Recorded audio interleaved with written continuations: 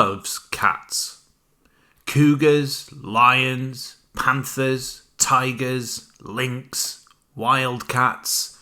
In fact, if you are a cat, then you have a good chance of becoming the face of a rugby league club in the UK.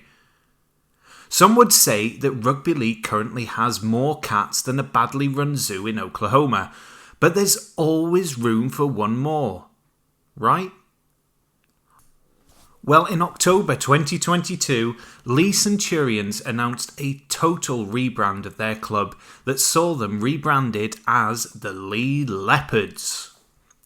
The club had been known as Leigh Centurions since the advent of Super League in 1995, and prior to that, simply as Leigh since their formation in 1878. But now the famous cherry and white playing kit will be replaced with some eye-catching designs that have become the talking point of the sport. The rebrand has taken place ahead of the club's return to Super League for the 2023 season, having won the 2022 championship following their relegation from Super League in 2021. But supporters of Leigh Leopards have had a decidedly mixed response to the rebrand, with some welcoming the change but others declaring it one of the most ridiculous things they have ever seen. The world of rugby has spared no expense in providing some first-class trolling of the club, with clubs themselves even getting in on the act. But behind the outrage, amazement and the trolling, there is the reality that Leigh are by no means the first rugby league club to have rebranded themselves in this manner. Rugby League has been perhaps the most prevalent example of clubs rebranding themselves ever since Huddersfield became the Barracudas in 1984. But for every Huddersfield Barracudas, there has been a Keighley Cougars, and for every Halifax Blue Sox, there has been a Bradford Bulls. So whilst for some clubs it has been an absolute failure, for others it has been an amazing success. So why is Leigh's decision to rebrand the club so controversial? Well, one of the main criticisms following the rebrand from Leigh Centurions to Leigh Leopards is that the club will be ditching their famous cherry and white colours for that of black and white leopard print. Leigh have not only changed their colours, but also their name, their badge and the whole club identity all at once. That identity that has been changed is one that is rooted in rugby league history, with Leigh having been one of the founding members of the Northern Union in 1895. Leigh have also got a strong history within the sport, having won the First Division in 1905-06 and 1981-82, and also winning the Challenge Cup twice, amongst other honours. It's also an announcement that has caught supporters and the neutral fan off guard. However, Leigh had dropped hints of the rebrand throughout the season, with the club stating that owner Derek Beaumont had given the supporters a look at what was to come, presenting himself to the crowd in a half leopard print hoodie, and then having their summer bash kit with a partial leopard face, which is now part of the new logo, and a red and black leopard print on it. So why rebrand? There is some rationale behind a rebrand in any form of business, and as such there must be a reason why Leigh have become the Leopards. Reasons that do not involve trying to impress or look like Bet Gilroy from Coronation Street. When Leigh beat Batley in the 2022 £1 million game, there was almost a collective air of disappointment amongst Rugby League's neutral fans. The disappointment was aimed at the club's return to the Super League for the third time in 6 years. Supporters of Super League clubs just didn't see the point in Leigh returning, only to be immediately relegated again. Supporters of clubs outside of Super League had accused Leigh of buying the championship, so they were naturally rooting for the underdogs, Batley. With Leigh winning promotion, many people were asking, what is the point? What is going to be different this time? And Derek Beaumont said, hold my beer. Rugby League has seen examples of rebrands that did absolutely nothing for the clubs that had to go the massive change in identity. But there has been examples of clubs that underwent rebrands that have proved to be an immense success. The main difference between success and failure is that the identity of the club does not just change in name, but also in culture. Huddersfield Barracudas changed their name and also the name of their ground to Arena 84, but there was no significant investment into the club aside from those changes. Whereas in 1991, when Keighley became the Keighley Cougars, alongside the rebranding of the club, they also underwent a period of significant change, changing the club's culture, along with bringing in investors and also a new raft of players. They sold this new vision to potential investors and to the supporters and underwent a significant period of growth. Following the introduction of Super League in 1995, when all clubs were subtly nudged by Maurice Lindsay and the RFL to adopt the rebranding strategy that had proved to be so successful at Keighley, there were further examples of this type of rebranding being beneficial for clubs. But there were also examples of it failing spectacularly. In 1995, clubs like Oldham, who were now going by the name of the Bears, were criticised for failing to change much else about the club rather than just the branding and the name. The exercise more being about having a catchy nickname than changing the overall presentation of the club. There have also been examples where the rebrand has failed due to an instant disconnect with supporters, such as when Halifax became the Blue Sox and when Swinton tried to rebrand as the Manchester Lions. And then clubs such as London Broncos, who have flirted with numerous identities since their inception. Most of these identities were to try and appeal to certain sections of support bases, such as their decision to become Harlequins in an attempt to grab some of the huge rugby union support in the capital. But from the outside, Leigh are in a fantastic situation. Why do they need to rebrand? They've just come off the back of a championship winning 2022 season, and they've also just lifted the 1895 trophy. Their ground is one of the most modern and desirable facilities in the country, and they are attracting a good number of supporters to their games. So why rebrand?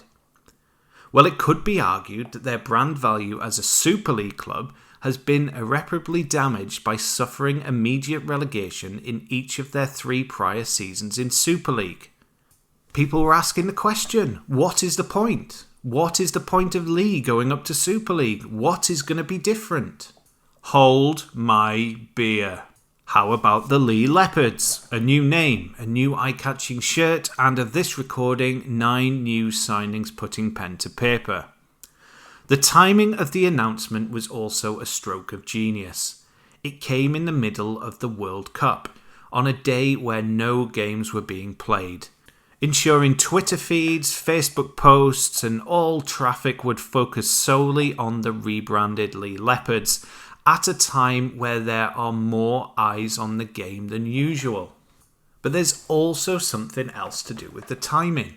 With the recent IMG proposals on reimagining Rugby League, could Leigh also be taking preemptive measures in the case of similar moves, such as in 1995 and the advent of Super League, where the move was shifting towards creating Americanized brands and franchises?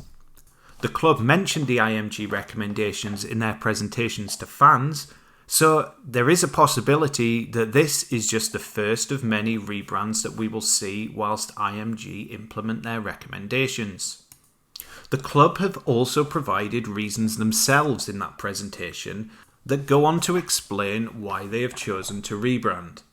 They stated that their previous nickname of Centurions that was adopted in 1995 when all the clubs rebranded en masse has actually been a 27-year-old mistake that has never been fixed. The choice of Centurion was supposed to represent the fact that the club had operated for over 100 years.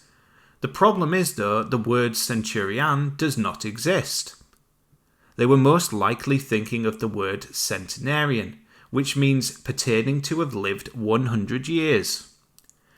Centurion became Centurion, which is something completely different, but easier to draw onto a club badge. They also revealed that their current mascot, Parky Pig, was not unique to the club and had actually been introduced due to a previous sponsorship with Parkside Skoda, who had been using Parky Pig in their advertising. The club stated, "Roll on forward 2022, and a review by the sport after realignment by its global partners IMG. The current board of directors of the club reflected on their brand and a name that didn't represent the logo, which they felt was also dated. Coupled with a mascot of a pig that also had no synergy, they unanimously felt it was a great opportunity to rebrand the club." The club also said that their club ethos had evolved, and the leopard is an animal currently not represented within Rugby League in our competitions. It represents what the club want to be recognised for, as on the field as a rugby team, fast, elusive, agile and intimidating. And also because their owner Derek Beaumont just loves leopards. So after all the hype and discussion and trolling, will it work? For some supporters, it will never work. Part of the club that they have always supported is now gone, and they perceive that part to be essential to the club's culture. Some Leeds supporters still don't use the word rhinos. Some Keighley supporters still refer to Cougar Park as Lorcombe Lane. And there are some supporters that completely stopped watching Rugby League at all when it moved towards an Americanized style of branding in 1995. And there is no right or wrong way to feel about a huge change to something that has been a massive part of your life. But for Leigh to end up being considered one of the more successful rebrands, then like others before them, they need to ensure that their on-field performance is successful in order to create the association of success with the new brand. Now for Leigh Leopards, this would undoubtedly be that they could survive this coming season in Super League. History has shown us that most of the successful rebrands in Rugby League history have been followed or tied to a period of success. That is because not only did the club decide to change the visual branding aspects of the club, but they backed the change up by investing money, signing players, and presenting themselves differently.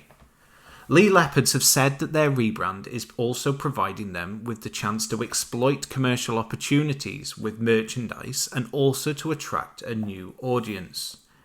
It has listened to fan feedback and rebuilt its website and increased its online presence, and a new mascot has been introduced in consultation with the creators of the extremely popular Masked Singer show, and an engaging publicity machine of a competition has been announced to name the mascot.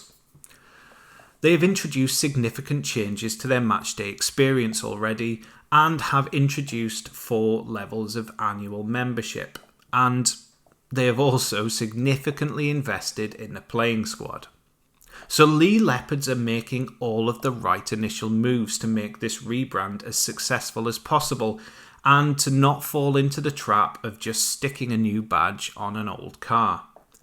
But this shift back to Americanized branding and presentation of Rugby League is something that will just not sit well with the more traditional Rugby League supporters. The replacement of the cherry and white with leopard print is something that is unforgivable to some. But as always, the ultimate metric of success will be down to if the new Leigh Leopards are accepted by the club supporters, and if, following the initial hype, publicity and trolling, the Leopards are able to show that they are a brand that is respectable and worthwhile investing time in. And it all comes down to one thing: avoiding relegation from the Super League in 2023. But for now, perhaps the most urgent priority for the club, and for IMG, and for Rugby League, is most definitely the introduction of the Big Cat Cup.